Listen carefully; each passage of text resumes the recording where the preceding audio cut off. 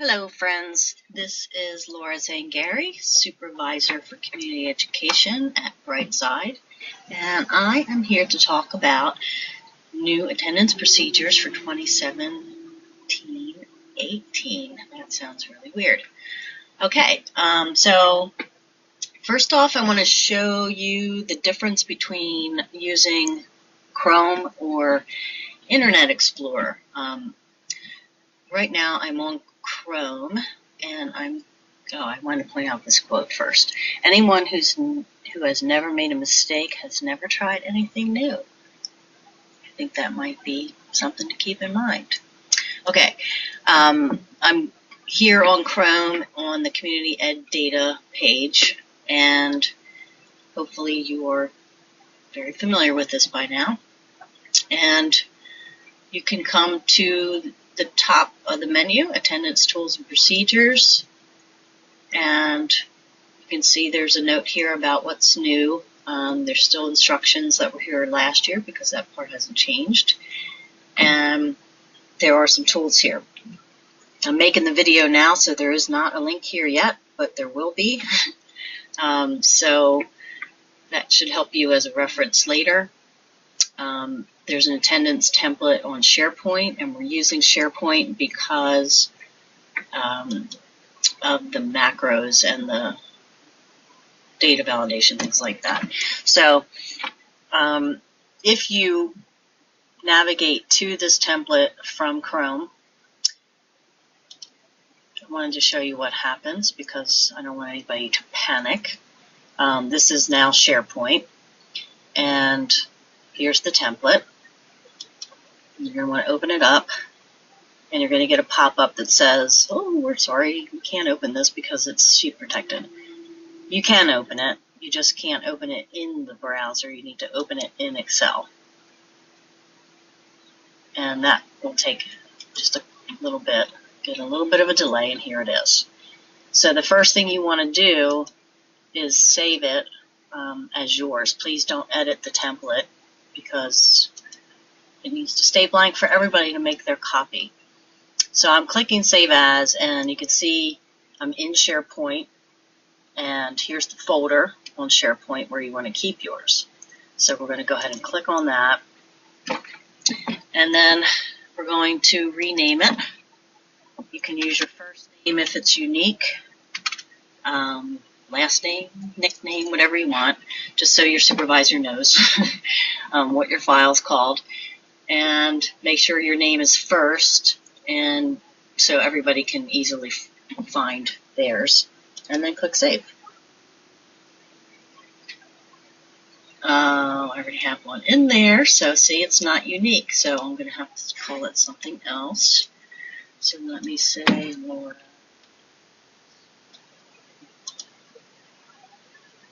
Oh, you know what, I can't do that because I have the book open, I forgot. Sorry. Anyway, I already have one there, so you would not have that problem. All right, I'm going back to the template here. And before I show you what's in there, I want to do something else. So I'm going to minimize this, and I'm going to Internet Explorer. Remember Internet Explorer? It's still there. And Internet Explorer and SharePoint, which is where this is, are both Microsoft products, so they work better together. So you could just start here on our home page, come down to the blue Program Data section and click on Attendance, and then you'll see the folders, and the first one is Attendance 2017-18. This is where we want everybody to keep theirs. I'm going to close one of these because I had one open already. And okay, so here's my file. Just to make sure it is where it should be, I'm going to try again. Save As.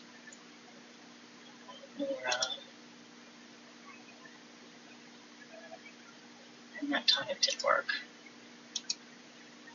So sometimes you'll see it right away. Other times you might have to refresh the page. And then there's my template. Okay, so you're going to do yours, and if your name begins with A, it might be depending on alphabet. It might show up at the top, but otherwise we will find them in alphabetical order underneath the template. Okay, so minimize these other screens and come back to the actual spreadsheet.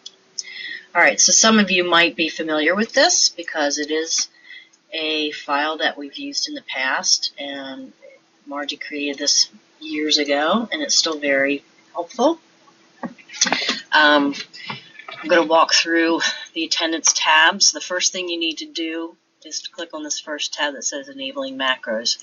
Make sure you follow these directions so that your sheets talk to each other. The next tab says Add or View Totals. So this is where you add new students. I put ST for student, ST2 for student 2, and then you'll see when I go to July, those students appear. When I go to August, I have to scroll up, and there they are. If I skip over to November, I don't know why, but I have to keep scrolling up. There they are. And click on these little dots here, or this arrow here to move. So now I'm at the end, June, and then there are 2 more tabs that you need to know about here. So the testing data tab is here because, or sheet, I call it a tab, but it's a sheet. Because we often do not have access to eData for months in the beginning of the program year. And instead of everybody trying to keep their data in different places, in different ways, we want everybody to keep it the same way in the same place. So I created this sheet for you to keep track of your pre-tests, your post-tests, and subsequent tests after that. I'm working with Margie to see if she can make this tab and the next tab, Goals and Demographics, also connect to that first tab where you add students so that the names will appear here. I don't know if we're going to make that happen or not. If we do not make that happen, then all you would do is copy and paste the names of your students, and then you can fill out the rest of the sheet. Now you can see in this sheet you're going to add the date. There are pull downs for test subject, and then the form. You're going to type in the score, and then you're going to say whether or not this is the one that's being tracked. Typically, it's easy enough, just go with the lowest score. That's the one that's going to be tracked. And you can see here there's different colors. The yellow is for test, the first pre-test. Let's say you're doing 2, reading and math. So you put your reading here and your math over here, or best literacy, best plus. If you're only using one, that's fine. You can either delete it or just leave that section blank. If you were going to delete it, you would highlight and then delete. Okay. And then you can see there's test 2, there's test 3. You can feel free to add if you do more. Hopefully you're not over-testing your students. If you need help with any of this, you can talk to your program assistant. So that this way you'll have your scores all year. You'll know which test needs to be given next, etc.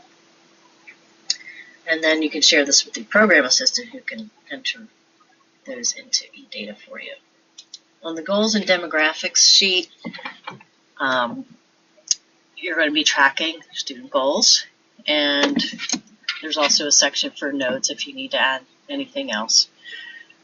These are also pull downs. It's very simple, yes or not applicable, or applicable, depending on how you pronounce it.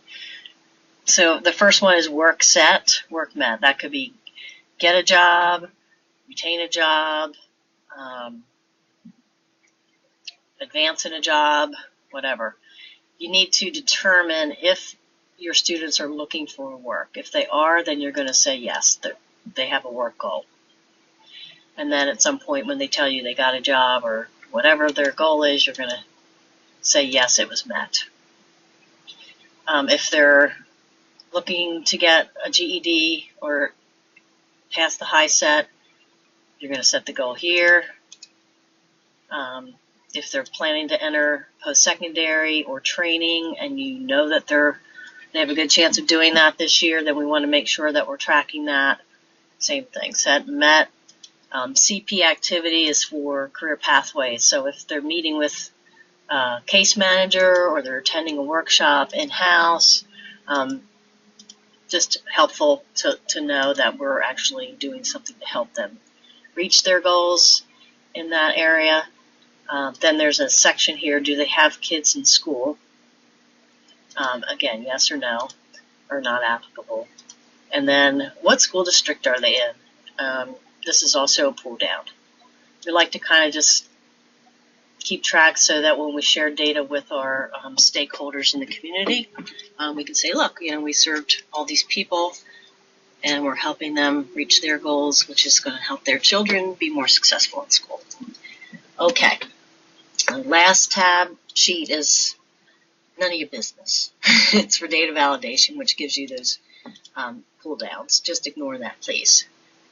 Okay, so back to attendance. I started student 1 first day had 3 hours, student 2 the second day had 2 hours. And this is July, August, September, okay?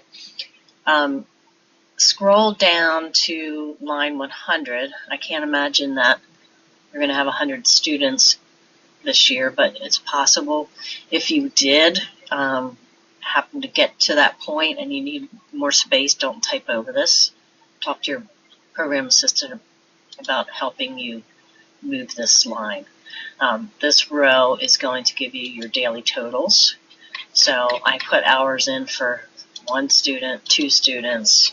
So right now my total is 2. You're going to be keeping your average daily attendance. So as the month goes on, you're going to have hopefully 15 students, 18 students, 20 students each day. And then at the end of the day, you're going to total that up and you're going to divide by the number of classes you held so that we have your average daily attendance. And I'll do another video for where you're going to be keeping that information. But for now, you can see if I go over to August, we're starting with a clean slate. So let's add another student. Or wait, I can't add a student here. I have to go back to, oops, back on that first, add and delete. So the only place you add student names is here on the Add and View Totals tab. So I'm going to add 3. And here you can also see that each month has a total. That's if the student came 15 days and stayed for 3 hours, this would be 15. And then there's a cumulative total for the year. So this front page is not just adding, but it's also viewing the student's total hours. I'm going to come over to August. Again, I have to scroll up, and I'm going to put hours in for each student. And please put the actual hours they attended.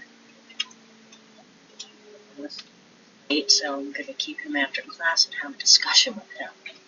Okay, so now if I scroll down to row 100 and update and click somewhere else, you can see I have 3 students on the 4th of August. Okay, and then you can also see the cumulative here. So this will be really helpful for you later down the road. Okay. I think that's about all you need to know. Again, if you need help, you can talk to your program assistant, but I really think you're all smart people and you'll be able to handle this no problem. That doesn't mean there aren't any glitches because it's technology, so don't be afraid to ask for help. All right, have a great year.